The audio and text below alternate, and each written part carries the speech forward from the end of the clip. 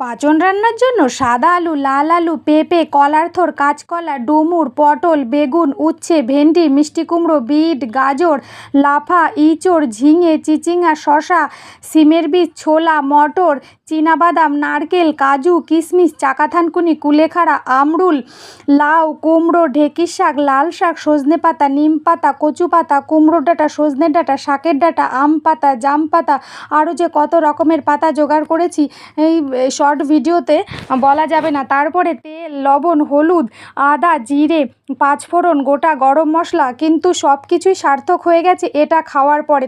পাঁচনের তরকারিটা এত দারুণ টেস্টি। আর এই রেসিপি ভিডিও ফুল ভিডিওটা আমার চ্যানেলে অলরেডি আপলোড করা রয়েছে। তোমরা কিন্তু দেরি না করে সবাই ঝটাপট আমার এই রেসিপি ভিডিওটা দেখে আসো। ভালো লাগলে অবশ্যই লাইক আর সাবস্ক্রাইব করবে। আর তোমাদের প্রত্যেকের জন্য এই পাঁচনের তরকারি খাওয়ার নিমন্ত্রণ রইল। টাটা।